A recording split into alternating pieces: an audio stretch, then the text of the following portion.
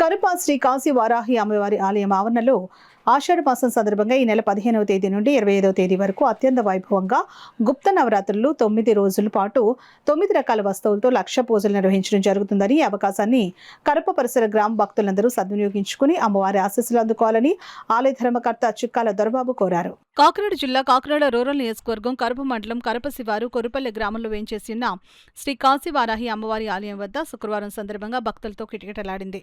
ఆలయ ప్రాంగణమంతా మహిళలతో కిక్కిరిసిపోయింది. గత 21 వారాల నుండి అమ్మవారికి ప్రతి శుక్రవారం కుంకుమ పూజ నిర్వహిస్తున్నారు.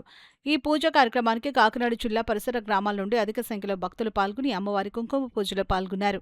భక్తులకు ఎటువంటి అసౌకర్యం కలగకుండా ఉండేందుకు ఆలయ ధర్మకర్త మండలి ప్రత్యేక ఏర్పాట్లు చేశారు. అమ్మవారి పూజ అనంతరం వచ్చిన భక్తులు అందరికీ భోజనాలు ఏర్పాటు చేశారు. పశువు కొమ్ములు 1,00,000 అంటుకోళ్లు, 1,00,000 నిమ్మకాయలు, 1,00,000 ధాన్యం, 1,00,000 బియ్యం, ఇలాగ 9 రోజులు చేస్తామండి.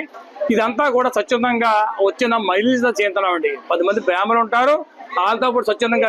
నేనేమంటానంటే అందరూ వచ్చేటప్పుడు ఒక గుప్పుడు పశువు తెస్తే చాలా ఎక్కువ, గుప్పుడు కుంకుమ, అలాగ 1 డజన్ అంటుకోళ్ళు, 1 డజన్ నిమ్మకాయలు అలాగా తెచ్చుకుంటే అందరికీ స్వచ్ఛందంగా చేసుకోవచ్చు. ఒక మనిషి కొనిచ్చేస్తా అంటున్నారు దాతలు, అలాగ ఇచ్చుకుంటలేదు ఎవరు కూడా మేమే ఇచ్చేస్తాం అని అంటున్నారు. అది కరెక్ట్ కాదు అని అందరినీ భాగస్వామి చేయ ఉద్దేశంతో ఈ కార్యక్రమం చేస్తున్నాం. కాబట్టి ఎవరి కాళ్ళు తెచ్చుకోమని దానికి కూడా చెప్తున్నాను.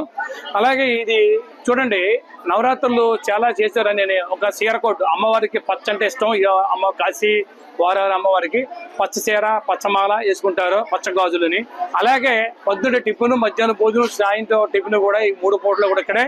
ప్రతిరోజు వామం ఉంటుంది, అలాగే పూజలు కూడా ఇక్కడ ఉంటాయి. ఇది మన రాష్ట్రానికి ఒక ట్రెండర్, అంటే దిక్సు ఎవరొకరు నాంది కట్టాలి. చూడండి, ఎవరికైనా చేరే ముందు సంకల్పం ఉంటే కానీ అవ్వదు.